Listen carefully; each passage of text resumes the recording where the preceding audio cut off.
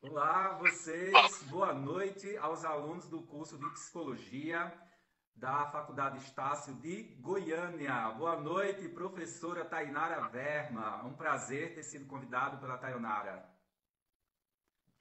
Igualmente, um prazer estar aqui. Boa noite. Boa noite. Vamos lá, então, dar início à nossa entrevista. Eu queria saber qual a sua teoria de base. Então, a minha teoria de base é a psicanálise. Mas a psicanálise ela tem vários teóricos, que tudo iniciou com Freud, né? Mas teve Bion, Jung, Melanie Klein, Winnicott, Lacan, etc. E todas essas teorias, né, que às vezes tem umas controvérsias entre elas, por exemplo, o Freud diz que o sentimento de culpa nasce no complexo de Édipo, entre 3 e 5 anos de idade. Mas a Melanie Klein diz, não, Freud, o bebezinho quando está lá no peito de mamãe, ele já lhe funda um sentimento de culpa, porque ora esse peito é inimigo, porque não chegou o leite, e ele morde o bico do peito, e ora ele tem esse objeto, o peito, como algo de muito amor, de completude. Então, nesse peito bom, nesse peito mal, nasce o sentimento de culpa, né? O Winnicott traz também a ideia do ambiente favorável, ambiente hostil, né? Quando a gente promove um ambiente agradável ao paciente, seja por palavras, afeto. Então, a psicanálise é muito diversa. Mas tenho também a farmacologia. Eu poderia ter feito uma pós em psicofarmacologia, mas eu quis farmacologia geral, onde eu aprendi muito sobre as diversas classes de medicamentos. Às vezes você não tem tempo de fazer interconsulta com o médico, e às vezes nem o médico está lá disponível, nem o enfermeiro, está todo mundo correndo, né? Então você pega o prontuário e vai dar uma lida. Aí você vê lá, losartana, você já sabe, paciente hipertenso. Né? Porque às vezes também acontece do médico não ter tido tempo de fazer a prescrição do dia ou evoluir o prontuário do dia e você fica meio que perdido. Então, com conhecimento teórico de farmacologia ou psicofarmacologia, você já identifica, é diabético porque está tomando aqui a metformina, possivelmente, né? E fiz também uma pós em neuropsicologia, que me ajuda muito, porque na neuropsicologia a gente aprende a identificar alguns problemas em pacientes com AVC, que pode apresentar apraxia, que é o problema de movimento. O paciente apráxico, às vezes ele não consegue fazer o sinal da cruz. E aí você olha o paciente com essa desorganização do movimento, será que é um problema neurológico que está acontecendo ali e não sabemos ainda? Olha, doutor, eu observei que o paciente vai vestir a camisa e ele não consegue. É Alzheimer? Não, pode não ser Alzheimer, mas um problema neurológico está acontecendo, um problema de fala, as afasias. Então, muito importante também a neuropsicologia. E a Libras, porque a comunicação com o surdo é muito difícil para nós falantes. E muitas vezes não tem o intérprete no hospital, né? Então a gente tem que praticar, porque senão a gente esquece tudo. E aí, essas são, na verdade, as minhas teorias de base. Interessante. E como a sua teoria de base é aplicada no seu trabalho? Veja só, existem alguns casos que a gente faz a escuta e tem que estar com a teoria ali em mente, né? Vai estudando, por exemplo, tinha um paciente que ele ia ter alta. Ele estava usando apenas 2% de saturação de oxigênio. Então é muito pouco, foi na época do Covid. Mas toda vez que a fisioterapeuta tirava o cateter nasal, ele ficava nervoso, ansioso, com medo de passar mal, precisava do oxigênio ali. Mesmo esse pouquinho, era só para dizer que o cateter estava ali protegendo. A fisio me chamou e disse, ó, estou no desmame. Aí eu, desmame. Olha a psicanálise aí. O bebê, na amamentação, ele está seguro, está confortável, está protegido, está nutrido, está recebendo amor e carinho. Então, se eu estou dando a um paciente cuidados, eu estou dando afeto, eu estou dando amor. E eu estou amparando. Desmamar é retirar dessa relação, desse vínculo afetivo, de proteção. Então, como o paciente está vivenciando isso? Provavelmente ele pode estar fazendo associações inconscientes com essa fase da vida, de bebê, que são as memórias que ficam para sempre. Então, fui lá fazer a escuta com ele e fui fortalecê-lo. Eu fui perguntando como é que ele estava se sentindo, como era ir para casa, deixar o hospital, deixar o catéter. Ele disse que não sabia por que ficava nervoso. E eu fui emprestando palavras para ele, né? Olha só, você aqui recebeu muita proteção, muito cuidado, muito carinho, e agora você está perdendo um pouco disso. Então é normal que você se sinta inseguro dessa proteção toda, mas você está pronto para ir para casa, retomar a sua vida. É só uma transição, você vai sair do hospital. Os cuidados aqui cessaram, mas você está bem. E aí eu ensinei ele uma prática, tira sozinho esse catéter. Tirou. Olha, eu estou aqui com você. Bota ele. Aí ele colocava. Só faça esse treino sozinho e depois você tira por si mesmo. Aí você avisa se está pronto para ir. Gente, ele teve alta. Então, essa é a forma como eu pego a teoria na prática. Nossa, muito interessante. E como que é o atendimento tem começo, meio e fim sendo abordagem de psicanálise?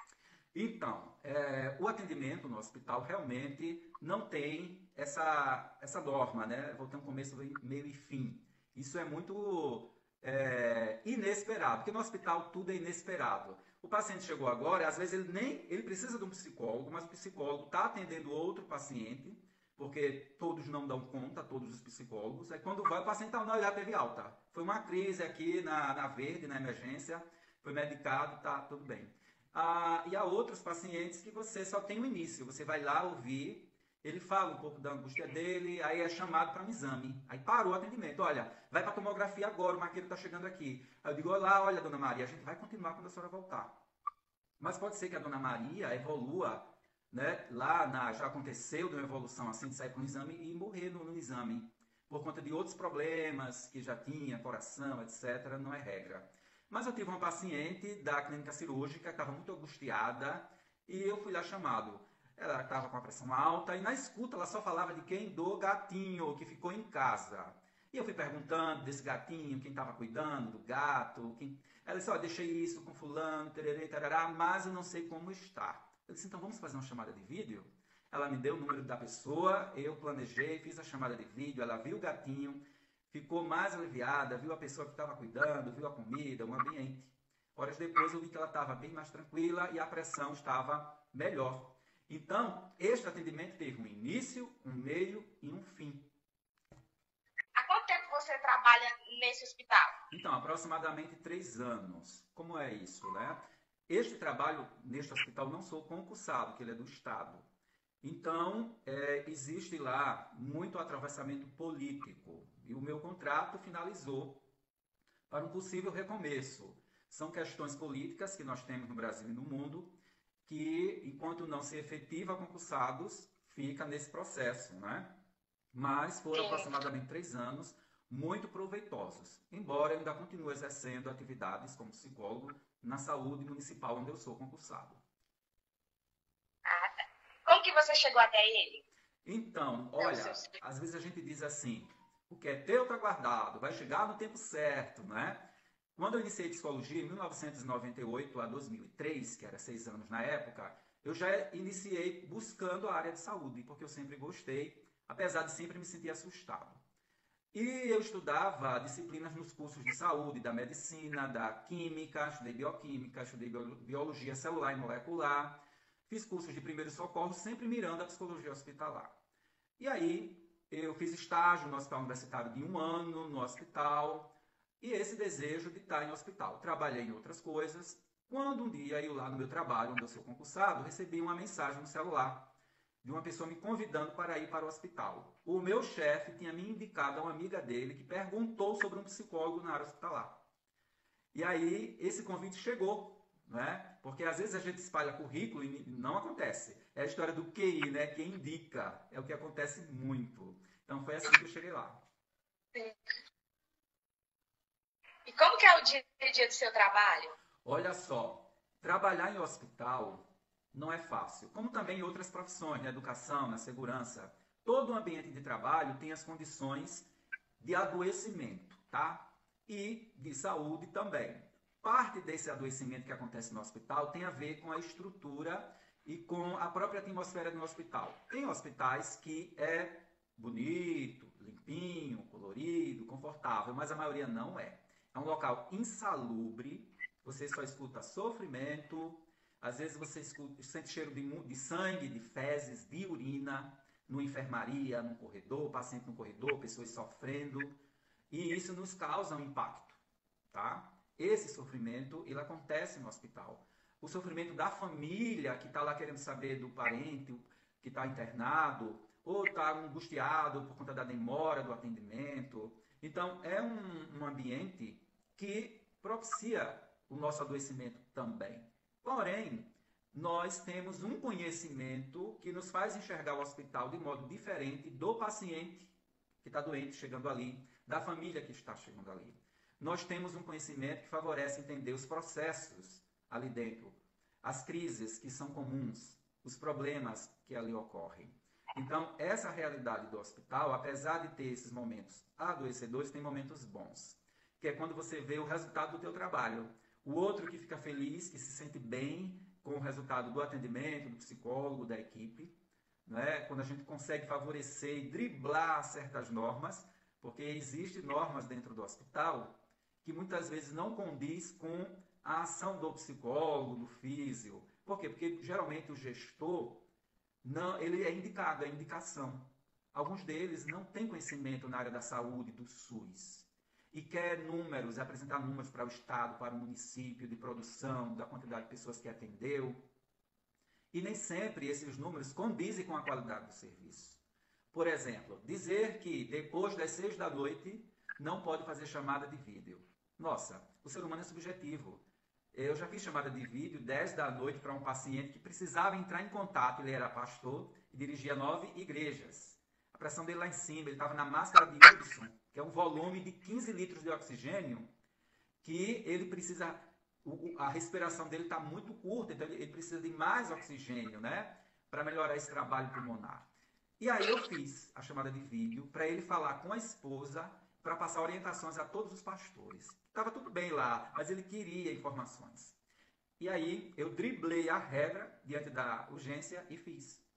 Depois disso, ele conseguiu dormir. Fui lá quase meia-noite, a médica, olha, diminuímos a quantidade de oxigênio de 15, já está em 9. O coração, o batimento cardíaco está ali, ó, mais tranquilo, apesar de ter tomado calmante. Então, o atravessamento de pessoas que não têm competência técnica na atuação atrapalha, às vezes, nosso trabalho no hospital. Qual demanda é mais recorrente? Então, as demandas, elas dependem do setor. O hospital que eu trabalho, que eu estava trabalhando, ele era mais de urgência e emergência. Então, atuava bastante na vermelha, na amarela, na verde. Mas também tinha a maternidade, a pediatria, a clínica cirúrgica e a clínica médica. Se eu estou na urgência e emergência, então a gente tem uma demanda muito de pessoas, família angustiada, porque tem alguém ali na emergência, um atendimento imediato, foi acidente, foi choque, né, foi tiro, foi facada, problemas clínicos, né, de urgência, vai operar ou não vai, pessoas às vezes que estão lá esperando 3 horas a realização do exame, 7 horas, 8 horas para começar uma cirurgia e está sem comer, aí vai atender o paciente que está angustiado, vai atender a família que está angustiada. Na maternidade, às vezes as mães que têm filhos na UTI neonatal ficam com muito medo, apreensivas de perder o bebê, do bebê morrer, porque elas só vão lá para amamentar, porque eles ficam na incubadora, ela tem um tempinho lá, o pai também pode ir. Na clínica cirúrgica, muitas vezes é a demora para acontecer a cirurgia. Às vezes a pessoa passa 15 dias esperando chegar um aparelho, uma peça para fazer cirurgia de osso, por exemplo. Então ficam angustiados, alguns querem sair para fumar. E aí? Não pode fumar no hospital, mas a pessoa é dependente químico. Então o psicólogo entra com um serviço social, vamos retirar e levar para a área externa para a pessoa fumar. Porque quanto mais impede, faz essa abstinência, né, mais agitação, mais mal-estar. Isso já aconteceu e eu defendi, ele tem que fumar fora do hospital. E levamos, né? Então isso são situações que quem está de fora critica, mas só nós que estamos lá dentro que vamos ver como atuar. Aí, na clínica médica tem várias questões, né? Tem idosos, tem pessoas adultas, e muitas vezes a gente tem problemas, alguém que não quer comer, né? Por exemplo, alguém que está ali querendo se entregar à morte. Já aconteceu um idoso, e eu disse, olha, tem nele uma pulsão de morte e ele não quer favorecer o tratamento, ele diz não para tudo, e a possibilidade dele partir é grande, porque ele precisava de um tratamento, ele estava se negando, e ele faleceu 2 dias depois, né? Mas na pediatria também tem muita demanda de pai, mãe, porque está lá cuidando das suas crianças, aí entra em conflito com a equipe, porque passou a hora da medicação, a enfermeira que estava dando conta de vários pacientes não chegou na hora, quer dar alimentação, trazer de casa alimentação para o filho, mas não pode, então a gente fica nesta articulação. É isso. Interessante.